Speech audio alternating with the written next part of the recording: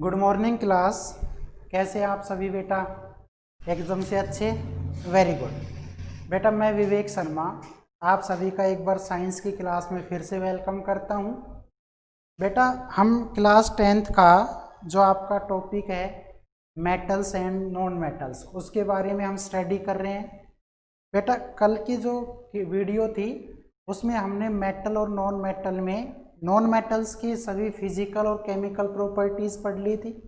ये जान लिया था कि भाई टोटल 22 नॉन मेटल्स हैं, उसमें से आपका लाइट कौन सा है, हैवी कौन सा है, कौन ज़्यादा रिएक्टिव है, कौन लेस रिएक्टिव है, हमारे बोन्स में या टीथ में कौन सा नॉन मेटल मिलता है। ये सारी चीज़ें हम जान चुके थे बेटा। क्लियर हुआ?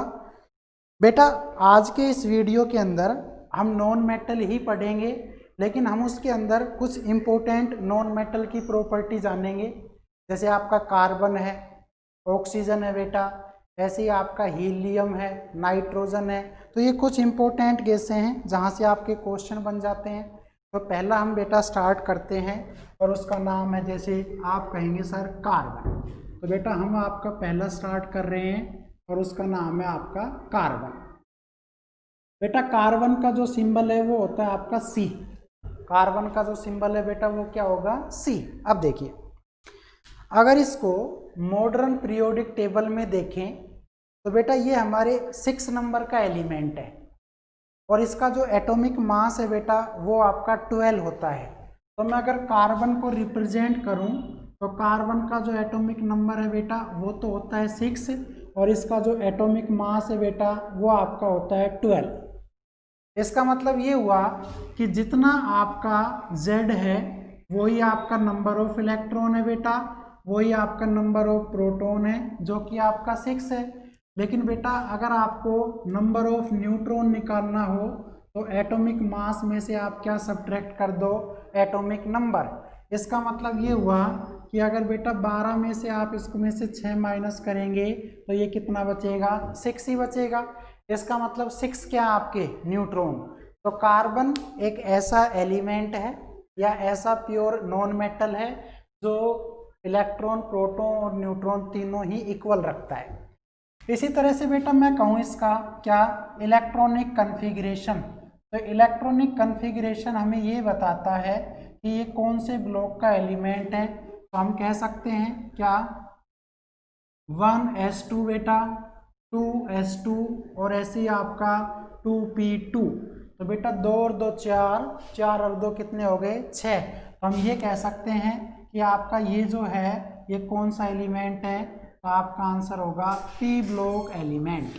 कार्बन जो है बेटा वो हमारा पी ब्लॉक के अंदर आता है क्योंकि इसका लास्ट जो इलेक्ट्रॉन है वो किस में फिलअप हो रहा है? तो आप कहेंगे सर लास्ट जो है वो पी ब्लॉक में जा रहा है। दूसरा आप ये भी कह सकते हैं क्या? In earth crust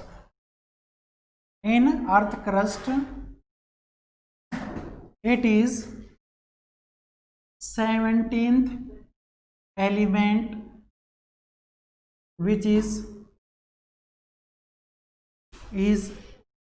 found in majority।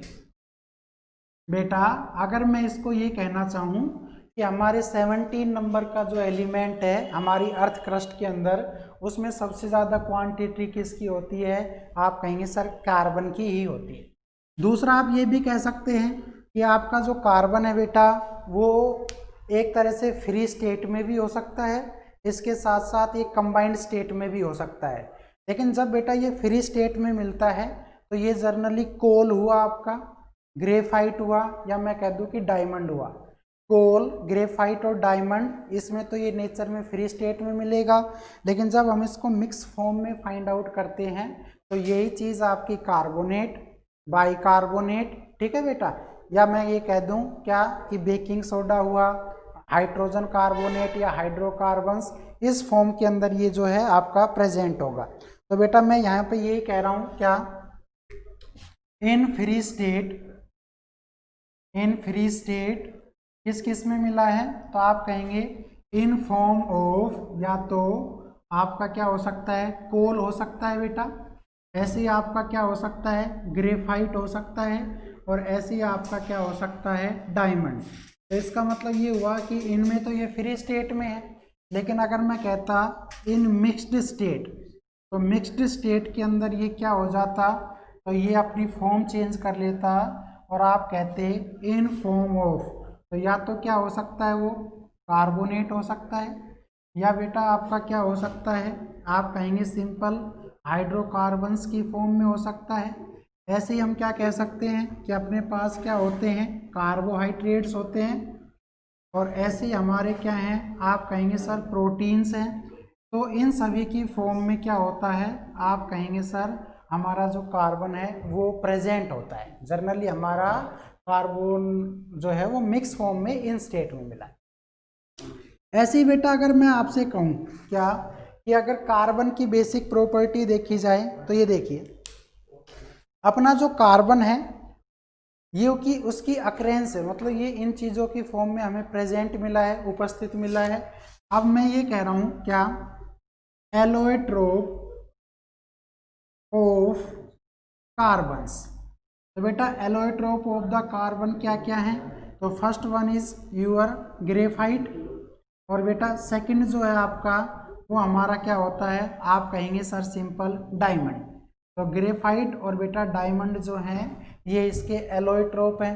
तो हम पहले पढ़ लेते हैं ग्रेफाइट के बारे में, डायमंड देख लेते हैं, हीरा।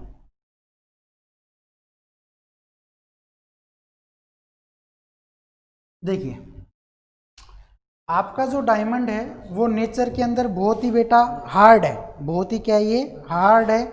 अगर मैं आपसे ये कहूँ कि जब ये स्टोन की फॉर्म में मिला है, तो एक स्टोन होता है जिसका नाम है किम्बरलाइट, तो किम्बरलाइट स्टोन डायमंड की फॉर्म होती है। तो यही क्वेश्चन आपका एनटीएससी के लिए राइज होता है, इन फॉर्म ऑफ क्या, आप कहेंगे सर किम्बरलाइट। ये आप ध्यान रखेंगे, किम्बरलाइट एक स्टोन है और किम्बरलाइट इस स्टोन की फॉर्म में आपका क्या मिला है, आप कहेंगे सर डायमंड मिला है। डायमंड की और भी बहुत सारी फॉर्म हो सकती है, लाइक कोहिनूर है, कोप है, आपका पिट है। तो कोहिनूर हम जिसको हीरा बोलते हैं, कोहिनूर हीरा मूवी वगैरह में देखा होगा। तो आप कहेंगे इट्स क्वालिटी इज मेजर्ड, तो बेटा इसकी जो क्वालिटी है वो किसके अंदर मेजर करते हैं, आप कहेंगे सर कैरेट के अंदर। और एक कैरेट जो होता है आपका, अगर मैं कहूँ तो एक कैरेट कितने के बराबर होता है, तो आप सिंपल सा कह देंगे सर 200 मिलीग्राम। और एक मिली का मतलब कितना होता है बेटा, आप कहेंगे सर एक मिली का मतलब होता है 10⁻⁻3। तो ये बात आप हमेशा ध्यान रखेंगे। डायमंड जो है वो नेचर के अंदर किम्बरलाइट नाम का स्टोन है, उसकी फॉर्म में प्रेजेंट है। इसकी जो क्वालिटी है बेटा वो हमेशा कैरेट में मापते हैं। इसी तरह से डायमंड हमारी बहुत सारी फॉर्म में हो सकता है, लाइक आपका कोहिनूर है, एक आपका क्या है पिट है, एक आपका क्या है कोप। तो ये सारी फॉर्म क्या है डायमंड की है। एक कैरेट जो होता है वो आपका 200 मिलीग्राम, और एक मिली का मतलब होता है आपका बेटा 10⁻⁻3। तो ये हम क्या पढ़ रहे हैं, एलोट्रोप ऑफ द कार्बन। दूसरी बात हम डायमंड के बारे में ये भी कह सकते हैं कि बेटा डायमंड जो है वो आपकी इलेक्ट्रिसिटी का गुड कंडक्टर नहीं होता, जनरली नॉन मेटल है ये, या एलोट्रोप ऑफ द कार्बन है। तो जब इसमें से इलेक्ट्रिसिटी पास नहीं होगी, लेकिन बेटा ये ज़रूर है कि इलेक्ट्रिसिटी इसलिए पास नहीं हो रही क्योंकि इसके अंदर जो नंबर ऑफ फ्री इलेक्ट्रॉन है वो है ही नहीं। तो जब नंबर ऑफ फ्री इलेक्ट्रॉन होगा ही नहीं तो वो मूव कैसे करेगा, तो एक इसकी प्रॉपर्टी ये आ गई क्या, it has no any free electrons. ठीक है बेटा, ये ध्यान रखेंगे। So it is bad conductor of electricity, bad conductor of electricity. दूसरा हम ये भी कह सकते हैं क्या कि सर इलेक्ट्रिसिटी तो इसमें पास नहीं होगी, लेकिन आपकी जो हीट होती है वो इसमें इजीली पास हो सकती है। क्यों हो सकती है, क्योंकि आपका जो डायमंड है वो उसके अंदर एक फिनोमिना होती है जिसका नाम है TIR, टोटल इंटरनल रिफ्लेक्शन, और उसकी वजह से ही क्या होता है, डायमंड आपका शाइनिंग मतलब चमकता है। तो मैं ये कह सकता हूँ कि जब आपकी उसके अंदर से लाइट पास होगी तो वहाँ पे टेम्परेचर इंक्रीज होगा, और टेम्परेचर बढ़ेगा तो बेटा हीट जो आपकी कंडक्ट हो सकती है। तो यहाँ पे एक पॉइंट बन गया, बट हीट कंडक्ट्स क्या करता है बेटा, आप कहेंगे सर हीट और टेम्परेचर। ये बात आप ध्यान रखेंगे। इसमें से इलेक्ट्रिसिटी तो आपकी पास नहीं होगी, लेकिन इसमें ज़्यादा से ज़्यादा आपकी हीट या टेम्परेचर क्या होगा, पास होगा। इसलिए इसके लिए हम इसको क्या बोल सकते हैं, कंडक्टर बोल सकते हैं। दूसरा हम ये भी कह सकते हैं कि आपका जो डायमंड है बेटा, इसका कोई कलर नहीं होता। डायमंड एक तरह से आपका ट्रांसपेरेंट होता है, बिल्कुल मैं ये कह सकता हूँ क्या, it is transparent and colourless. ये आप ध्यान रखेंगे, इसका कोई भी कलर नहीं होता और बिल्कुल क्या होता है, ये ट्रांसपेरेंट, मतलब आप इसमें से आर पार चीज़ों को क्या कर सकते हैं, देख सकते हैं। दूसरी बात ये कि आपका ये क्या है, रिएक्टिव नहीं है, तो आप कहेंगे डायमंड इज नॉन रिएक्टिव, और नॉन रिएक्टिव होने के साथ साथ दूसरा क्या कह सकते हैं, एंड टॉक्सिस। और बेटा क्या है ये, टॉक्सिस, और टॉक्सिस को हम बोल सकते हैं विषैला। ठीक है जी, ये सारी की सारी क्या है बेटा, इसकी बिल्कुल प्रॉपर्टी है। अब दूसरा आपका आता है जिसका नाम है ग्रेफाइट। ध्यान से देखिएगा, दूसरा एलोट्रोप जो है आपका, वो आपका ग्रेफाइट है। तो हम यही क्वेश्चन पढ़ते हैं कि एक ऐसा नॉन मेटल का नाम बताएं जो इसमें से इलेक्ट्रिसिटी पास हो सकती है, तो आपका आंसर होता है ग्रेफाइट। तो ये जितने भी आपके ड्राई सेल वगैरह होते हैं, इसमें हम जो रोड बनाते हैं उसमें हम ग्रेफाइट का यूज़ कर सकते हैं। तो ग्रेफाइट का हम कहेंगे it is good conductor of electricity, good conductor of electricity, but bad conductor of heat और टेम्परेचर। इसका रेसिप्रोकल कर दिया हमने, किसका, डायमंड का। दूसरा, नंबर ऑफ फ्री इलेक्ट्रॉन्स। भाई किसी को अगर गुड कंडक्टर बोला है तो इसका मतलब उसके अंदर फ्री इलेक्ट्रॉन होंगे, तो कितने हैं, तो आप कहेंगे sir number of free electrons जो होते हैं इसके अंदर इज अबाउट 1। केवल और केवल बेटा कितना होता है इसमें, 1 होता है। और इस 1 की वजह से ये मूव करता है, और मूव करने की वजह से इसको हमने क्या कहा है बेटा, आप कहेंगे सर इसी को हमने गुड कंडक्टर कहा है। दूसरा बेटा एक बात देखिए, आपका जो लेड पेंसिल होती है बेटा, है ना, लेड पेंसिल जो होती है, अगर मैं ये कहूँ कि लेड पेंसिल के अंदर जो आपका रॉ मटेरियल है, मतलब वो किससे बना है, तो lead pencil is made of, तो आप कहेंगे मेड ऑफ ग्रेफाइट। ये बात आप ध्यान रखेंगे, नाम अगर लेड का आ रहा है तो इसका मतलब इसके अंदर किसी तरह का लेड ऐड नहीं है, made of graphite but not lead. तो ध्यान रखिएगा, इसमें जो लेड की क्वांटिटी है, और लेड का सिंबल है बेटा Pb, तो वो आपका 0% होता है, लेकिन आपका जो इसमें ग्रेफाइट होता है वो आपका क्या होगा बेटा, आप कहेंगे सर 100% सारा का सारा क्या होता है, ग्रेफाइट। दूसरा हम ये भी कह सकते हैं कि जो ग्रेफाइट होता है बेटा, वो आपका क्या करता है, इलेक्ट्रोड के रूप में यूज़ किया जा सकता है। इसी तरह से हम इसके पेंसिल बनाने में यूज़ कर रहे हैं। ऐसे ही बेटा हम इसका जो न्यूक्लियर रिएक्टर है, इन सभी फॉर्म में हम किसका यूज़ कर सकते हैं, ग्रेफाइट का ही यूज कर सकते हैं।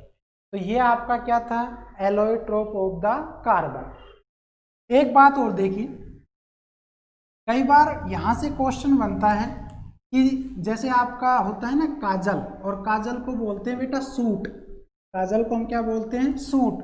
तो ये जो आपका ब्लैक, जैसे आपका फाउंटेन पेन है, उसके अंदर जो आपकी क्या होती है इंक, वो बेटा सूट है। एक बात से देखिएगा, यहाँ से मैं तीसरा लिख रहा हूँ और उसका नाम है जिसका सूट, और बेटा सूट का एक दूसरा नाम भी होता है, और हम इसको क्या बोल सकते हैं, ब्लैक लैम्प। ये बात ध्यान रखेंगे, सूट या ब्लैक लैम्प, तो इसको वैसे तो बोल सकते हैं आप काजल। ये बात ध्यान से देखिए। तो ये क्या हुआ है, सबसे ज़्यादा जो कार्बन है बेटा लगभग 95% आपका काजल की फॉर्म में होता है। दूसरा हम ये कह सकते हैं कि बेटा जूते की पॉलिश हो, या आप ये कह सकते हैं कि जो गाड़ी के टायर हैं उनको ब्लैक कलर देने के लिए हम किसका यूज़ करते हैं, ब्लैक लैम्प का या सूट का। तो आप कहेंगे इट कंटेन्स अबाउट क्या होता है 95% कार्बन होता है। और आप कहेंगे सर यूज्ड फॉर, किस किस के लिए यूज किया जा सकता है, तो आप कहेंगे ब्लैक इंक। दूसरा क्या हो सकता है, फॉर पॉलिश ऑफ शूज। ऐसे ही बेटा और क्या हो सकता है, आप कहेंगे सर टू पेंट टायर्स, ठीक है बेटा, एंड सूट फॉर आइज। आपकी आंखों के जो काजल के लिए भी हम किसका यूज कर सकते हैं, इस ब्लैक लैम्प का, या इसका नाम बोल सकते हैं सूट। 95% इसमें क्या होता है बेटा, कार्बन होता है। तो ये भी आपका एक तरह से एलोट्रोप्स हो सकता है। इसी तरह से बेटा आपका नाम आता है चारकोल। ध्यान से देखिए, या मैं कहूँ कोल, एक सिंपल सा ले लेते हैं, यहाँ से क्वेश्चन बन जाता है कि जैसे कोल ले लिया हमने, तो बेटा कोल के ऊपर यही क्वेश्चन बनता है कि कोल का कोई दूसरा, या हम इसको बोल सकते हैं, तो एक तो आपका बनेगा जैसे हम बोलते हैं इसको ब्लैक डायमंड, ये आप ध्यान रखिएगा। और एक दूसरा नाम बनता है बेटा जिसका नाम है ब्लैक लेड, ये देखिएगा, यानी कि काला हीरा या काला शीशा। तो ये आपका आंसर क्या होगा, आप कहेंगे सर कोल, ब्लैक डायमंड, काला हीरा कहते हैं इसको। दूसरा हम ये कह सकते हैं क्या, इट हैज़ 4 वेराइटीज़। बेटा इसके पास जो है वो जनरली 4 वेराइटीज़ होती है, आप जान सकते हैं। फर्स्ट वन इज पीट कोल। बेटा दूसरा जो होता है आपका वो होता है क्या, आप कहेंगे सर ब्राउन कोल। और ब्राउन कोल का दूसरा नाम और होता है जिसका नाम है लिग्नाइट। क्या होगा बेटा, आप कहेंगे सर लिग्नाइट, लिग्नाइट। इसी तरह से बेटा तीसरा जो होता है आपका उसका नाम होता है बिटुमिनस। और ऐसे ही आपका होगा फोर्थ जिसका नाम है एंथ्रासाइट, एंथ्रासाइट। तो बेटा ये आपके 4 कोल्स होते हैं, और इनको ये जो वैरायटीज दी गई है ये हमारे केवल और केवल कार्बन की परसेंटेज के बेस पर दी गई है। तो अगर मैं ये कहता हूँ कि पीट कोयला है, तो आप कहेंगे सर 50 से लेकर 60% जो कार्बन होता है वो आपका किस में होगा, पीट कोल में। सबसे लेस क्वांटिटी है बेटा कार्बन की।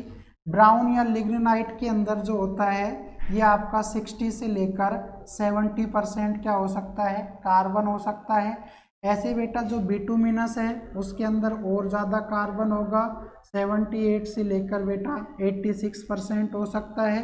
और आपका जो एंथ्रासाइट है उसमें सबसे ज़्यादा होगा, 94 से लेकर 98% तक होता है।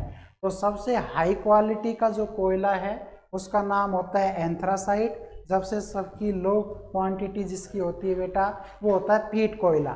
और हम ये कहें कि अपने होम या डोमेस्टिक पर्पज़ के लिए घरों में या इनमें यूज़ करते हैं, तो बेटा वो आपका कौन सा होता है, बिटुमिनस कोयला होता है। घरों में यूज़ किए जाने वाले कोयला कौन सा होता है बेटा, बिटुमिनस। जबकि सबसे लो क्वालिटी का पीट कोयला, और आपका एंथ्रासाइट जो है बेटा वो सबसे हाई क्वालिटी का ही होता है।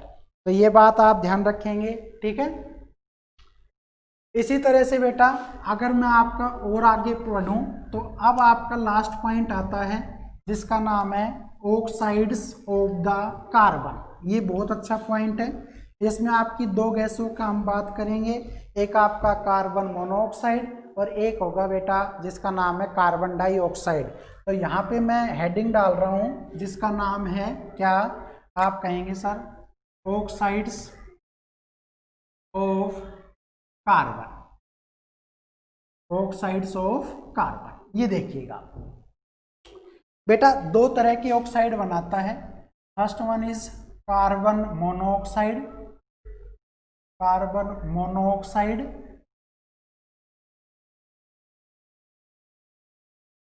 और दूसरा जो होता है बेटा वो होता है कार्बन डाइऑक्साइड। इसका फॉर्मूला होता है CO2 और बेटा इसका फॉर्मूला होता है CO, कार्बन मोनोऑक्साइड। ध्यान से देखिएगा बेटा, जो चीज़ें अगर मैं आपसे ये कहूँ क्या कि मान लीजिए आप किसी फ्यूल को या किसी दूसरी चीज़ को क्या करते हैं, जलाते हैं, कंबशन करते हैं, तो अगर बेटा आपका कंबशन 4 टाइप्स का है। एक होता है पार्शियली कंबशन, यानी कि अगर उसको प्रॉपर ऑक्सीजन ना मिले तो वो आपका बेटा धुआं देने लगता है, और जब धुआं देने लगे तो आप ये समझ लेना कि आपका फ्यूल पूरी तरह से बर्न नहीं हुआ है, वो पार्शियली बर्न हुआ है। इसलिए वहाँ पर कौन सी गैस बनेगी बेटा, आप कहेंगे सर कार्बन मोनोऑक्साइड। मान लीजिए आपके पास एक रूम है और उस रूम को हम चारों तरफ से बंद कर दे बेटा, और फिर हम उसके अंदर कोई कैंडल वगैरह जलाएं, तो आप देखेंगे कि बेटा धीरे धीरे वहाँ पर जो गैस है कौन सी, कार्बन मोनोऑक्साइड, वो बनने लगती है। इसका मतलब ये हुआ कि वहाँ पर आपकी ऑक्सीजन की लैक क्वांटिटी है, कम मात्रा है। तो कम मात्रा में क्या बनेगी बेटा, आप कहेंगे सर कार्बन मोनोऑक्साइड। तो आप कहेंगे इसके अंदर इट फॉर्म्स ड्यू टू, यहाँ पे देखिए बेटा मैं लिख रहा हूँ पार्शियली कंबशन ऑफ फ्यूल। यहाँ पे मैंने एक पॉइंट लिख दिया कि जब आपका ईंधन जो है बेटा अगर वो पार्शियली बर्न करता है, मतलब अगर उसको पूरी तरह से आप ऑक्सीजन नहीं देंगे तो वो आपका कौन सी गैस बनाएगा, आप कहेंगे सर कार्बन मोनोऑक्साइड। दूसरा बेटा अगर मैं ये कहूँ इट फॉर्म्स, कब, आप कहेंगे sir due to completely, due to completely combustion of fuels. इसका मतलब ये हुआ कि अगर आपका ईंधन पूरी तरह से बेटा जल रहा है तो आपकी गैस बनेगी CO2, और यहाँ पे आपका ईंधन अगर पार्शियली बर्न हो रहा है तो आपकी बनेगी कार्बन मोनोऑक्साइड। दूसरा आप कहेंगे सर इट इज, कैसी गैस है, एक तो आपकी है, आप फिर कहेंगे सर कलरलेस है। इसी तरह से बेटा इसमें कोई स्मेल नहीं आती तो स्मेललेस है, और आप कहेंगे एंड टॉक्सिस, और बेटा ये बिल्कुल क्या है, आप कहेंगे सर विषैली है। लेकिन इसमें एक पॉइंट अलग हो जाता है, क्या, इट इज कलरलेस, ये भी बेटा कलरलेस होती है, इसमें भी बेटा किसी तरह की क्या नहीं आती, स्मेल नहीं आती, बट आप कहेंगे सर नो टॉक्सिस। ये आप ध्यान रखेंगे, कार्बन डाइऑक्साइड जो होती है बेटा वो आपकी विषैली नहीं होगी, मतलब नॉर्मल रहेगी। दूसरी बात ये सोर्स ऑफ ओरिजिन क्या हो सकते हैं बेटा इसके, आप कहेंगे सर सोर्स ऑफ ओरिजिन में एक तो हम कह सकते हैं इन अब्सेंस, या आप कह सकते हैं लेस क्वांटिटी ऑफ ऑक्सीजन। ठीक है बेटा, आपका जब ऑक्सीजन क्या हो जाए, लेस क्वांटिटी में हो जाए तो वहाँ पर आपका कार्बन मोनोऑक्साइड बनता है। लेकिन बेटा अगर मैं आपसे ये कहूँ कि कार्बन डाइऑक्साइड कहाँ पर बनता है, तो एक तो आप कहेंगे ड्यू टू रेस्पिरेशन। ध्यान से देखिएगा, ड्यू टू रेस्पिरेशन, जब बेटा हम रेस्पिरेशन करते हैं तो ऑक्सीजन को अंदर ले जाते हैं और बेटा CO2 को बाहर निकाल देते हैं, तो यहाँ पे आपका CO2 क्या हो जाएगा, बाहर निकल जाएगा। इसी तरह से बेटा अगर मैं आपसे कहता हूँ ड्यू टू डाइजेशन, अगर आपका फूड डाइजेस्ट हो रहा है बेटा तो भी आप कौन सी गैस को बाहर निकालते हैं, ऐसे कहेंगे सर CO2 को। ऐसे अगर मैं आपसे ये कहूँ क्या, कंबशन ऑफ फ्यूल्स, ठीक है बेटा, कंबशन ऑफ फ्यूल, जब आपका ईंधन जलता है, और ऐसे कह सकते हैं बेटा due to transport of the vehicle, due to transport of vehicles. बेटा ये आपके जितने भी व्हीकल चलते हैं तो ये कौन सी गैस को बाहर निकालते हैं, CO2 गैस को निकालते हैं। दूसरा आप कहेंगे it kills, a person by stopping breathing process. ये बहुत इंपॉर्टेंट पॉइंट है बेटा, इसलिए मैं कह रहा हूं कि आदमी का जो दम घोट कर मार दे उस गैस का नाम होता है कार्बन मोनोऑक्साइड। लेकिन बेटा ये जो है it is green house effect, ये आप ध्यान रखेंगे, green house effect gas and global warming gas. ये आप ध्यान रखेंगे बेटा कि आपका जो अर्थ के ऊपर टेम्परेचर बढ़ रहा है वो सारा का सारा CO2 गैस की वजह से बढ़ रहा है बेटा। या ग्रीन हाउस इफेक्ट का मतलब है कि ये CO2 की मात्रा जब ज़रूरत से ज़्यादा हो जाए बेटा तो ये आपका क्या कर सकता है, आपका इफेक्ट कर सकता है। तो ध्यान, ये आपके डिफरेंस है कार्बन मोनोऑक्साइड में और इसके साथ साथ बेटा कार्बन डाइऑक्साइड में। एक लास्ट पॉइंट और देख लीजिए क्या कि बेटा जब आपका क्या हो जाए लाइमस्टोन का मतलब होता है बेटा कैल्शियम कार्बोनेट, जिसका फॉर्मूला है CaCO3।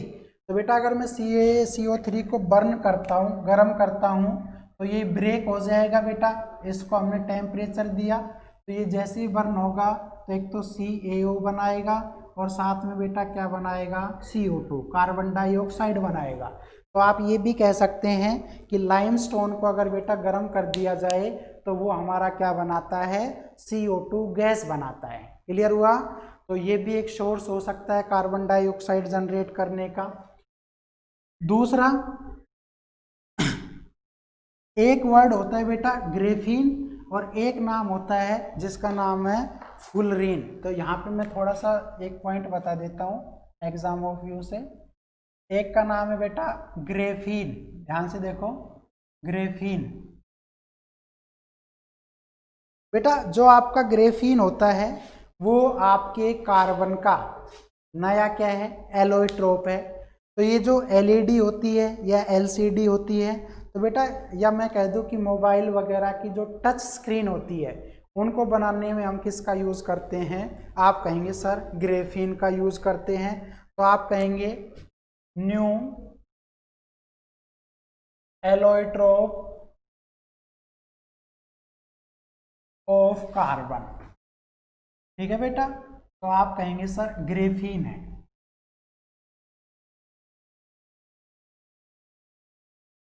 ग्रेफीन है बेटा।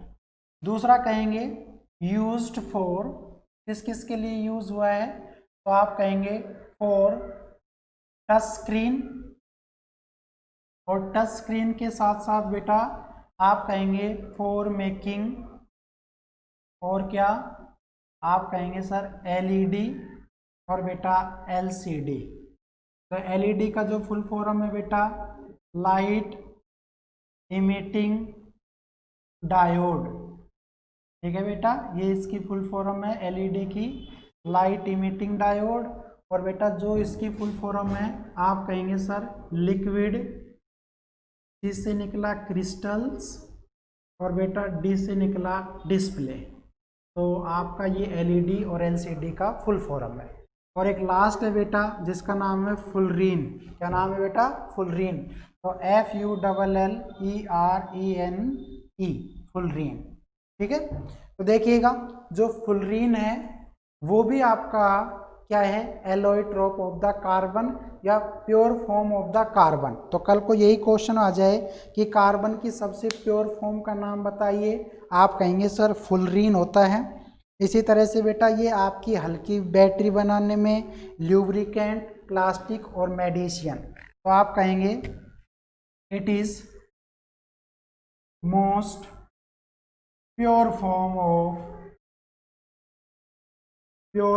Of carbon.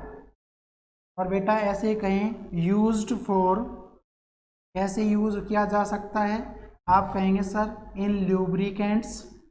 ओके, इसके साथ साथ आप कहेंगे सर प्लास्टिक,